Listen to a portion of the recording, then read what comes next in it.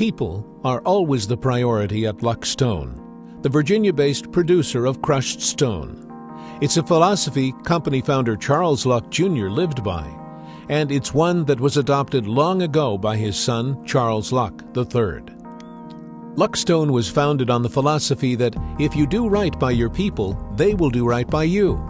Luck III carried on that tradition, and he reinterpreted the company's values during his tenure as the company's president and CEO.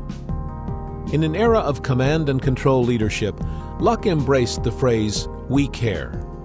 He instituted visionary methods at Luck Stone for more than 60 years, developing people and opening doors for those in the communities he serves.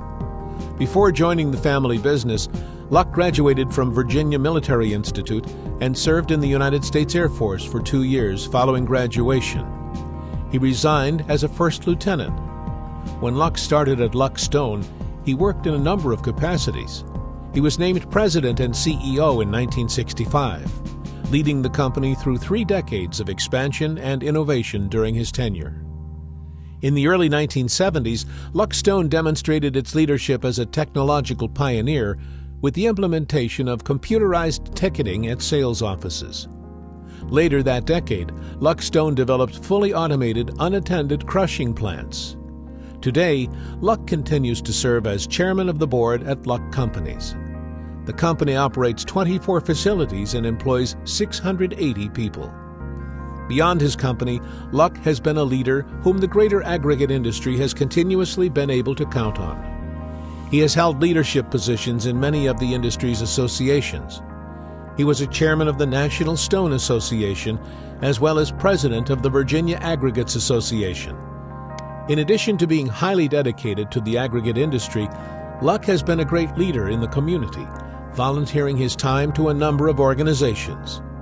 Described by family and friends as patient, caring, honest, and humble, Luck's giving nature has made his company and the world around it a better place.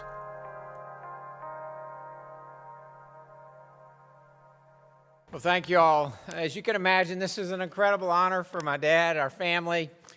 But to really start this off, I think to understand my dad, you have to understand how he was raised as a young man. So my dad's father, who we refer to as Pop Pop, was the man who started our business in 1923 when he was 26 years old. He started the quarrying operation by hiring several hardworking men and buying a team of mules and a steam-powered crusher. So just imagine each one of us in this room, what were you doing when you were 26 years old? You know, it's pretty neat to think about what Pop Pop was doing. Clearly, my grandfather was an entrepreneurial person who had grown up around his father's road construction business. In 2013, Pitt and Quarry inducted my grandfather, Charles S. Luck Jr., into the prestigious Hall of Fame.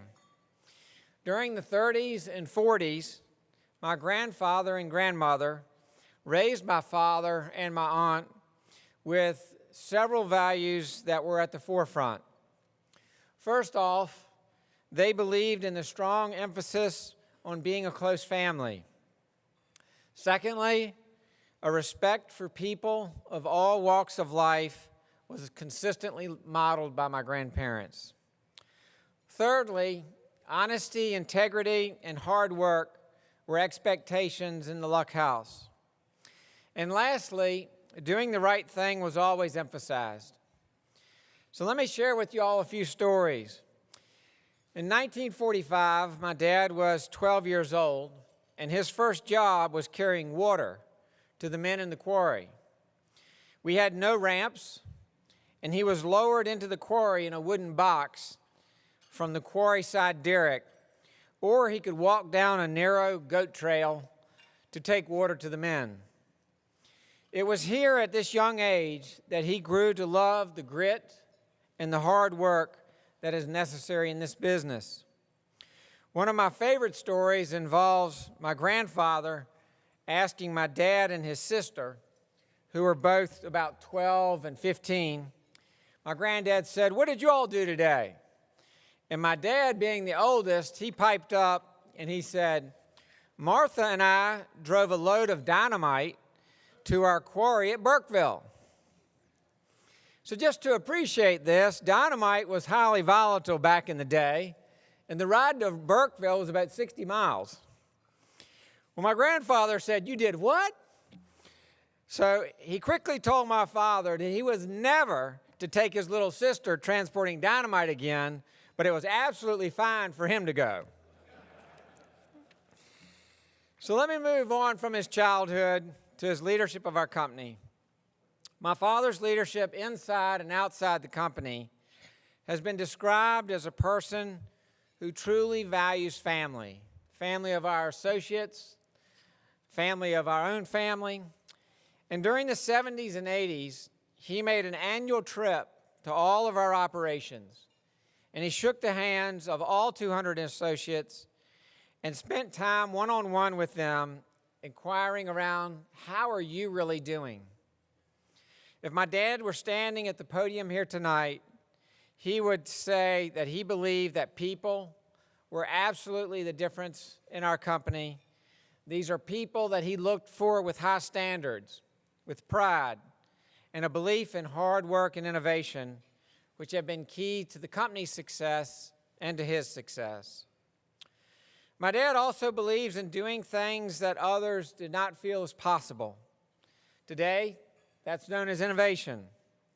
In the 1970s, Dad hired engineering talent from the cigarette manufacturing industry to automate our secondary and tertiary crushing plants so that they could be run at night when no one was on the property. My dad has always had a tremendous commitment to giving back outside of our company. This includes his service to many organizations, and they all had an emphasis around people, education, and leaving the world a better place. His involvement with National Stone Association started in the 70s.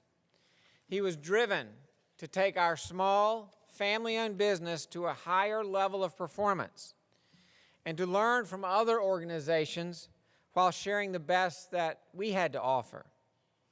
He is the youngest president of the association on record, which certainly spoke to his desire to make a difference.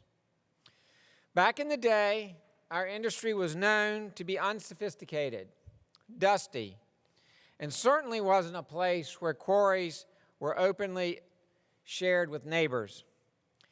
Dad, with the help of NSA staff, formed the About Face program. He knew that we could all paint our operations and apply the latest dust suppression systems and open our gates to neighbors to show them what an asset that we are to the community. In closing, my mother, True Luck, was a constant supporter of my father. They were the consummate, outgoing, fun to be around, energized couple who regularly spent time here at the association meetings and at functions with our associates and customers. My mom's steadfast support and counsel to my father were certainly key to his receiving this recognition tonight. To her, he is forever grateful. Thank you, Pitt and Quarry, NSSGA, everyone here tonight. My father is so grateful for this recognition, which serves as a lasting reminder of his impact to all of us. Congratulations to my dad, and congratulations to all of the 2018 Hall of Fame inductees. Thank you.